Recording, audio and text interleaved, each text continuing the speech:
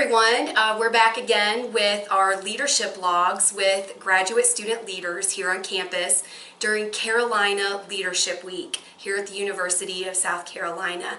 Today I'm really excited to be joined by two of our graduate student leaders here on campus, and I'm going to have each of them introduce themselves. And I'm Heather Brandt, Associate Dean for Professional Development in the Graduate School.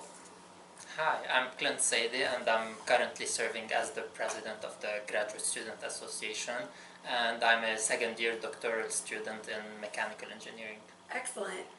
And I'm Victor Kidd. I serve as the Secretary of Multicultural Student Affairs. I am a second-year PhD student in the Sport and Entertainment Management Program.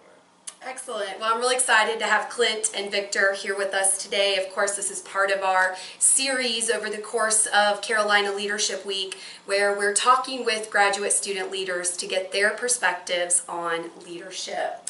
So let's start with this first question. I'm interested in having you tell me, what do you think constitutes leadership? What is leadership?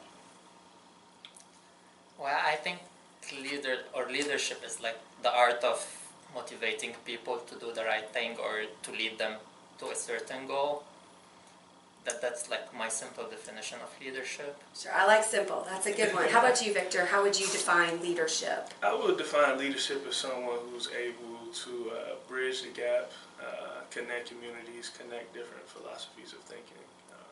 So that's in addition to what Clint said. Sure, those are two great characteristics. Somebody who's able to motivate people and somebody who's able to bridge differences. I think those are two important examples of modern day leadership that I certainly seek to emulate. So tell me again, or tell me more about other characteristics of leaders you admire. What are some examples of characteristics of leaders you admire?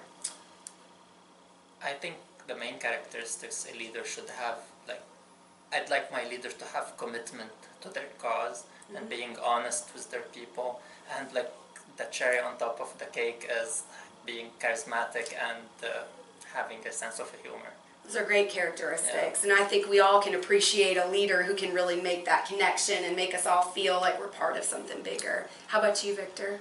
I guess charisma will be one attribute. Cool. You gotta be cool. You gotta be an extremely cool person. I think also you have to have the ability to be inclusive. So I think there's another trait when people, you really respect everyone and you include everyone's voice. I think people have no choice but to get behind you and lift you up. So I think those are a few things, and you gotta have some nice shoes. Nice shoes. Oh yeah, so good style. Yeah. So style. Now I will give a okay to that. We all like a leader who's well dressed and well put together and is able to get us all on board. Excellent. So let's think about leaders who you really admire. So not just characteristics, but actual people. So who are some leaders you admire? I mean, it may sound cliche, but I admire Pope Francis. I think, regardless if I agree with his beliefs or not, sorry, but I think he led the Catholic Church through troubles, and by being honest with his people and confident with his cause. Sure, so Pope Francis, a worldly leader as an example, who's really, his messages have really preached a lot of the characteristics you've noted, and including being a humble servant, I think, as well. How about you, Victor? I guess mine are more unique to my community, my background. So I guess Malcolm X, Stokely Carmichael, Kwame Ture, and some other good leaders are out in Baltimore, some good authors who are coming out of some of the social challenges in Baltimore. A good personal friend of mine, Tar Torre, is a person, they really have the ability to mobilize people around different topics and things like that. So those are some of the leaders that I really have admired. And when I think of leadership, I think of them. Sure. I like that you both presented examples that are more formal and then informal, sort of from the people, and then sort of more of a formal process and appointed in that way. I think that's a good way to show that leadership can be found in a lot of different places, and you don't maybe have to have a title after your name to be a leader as well.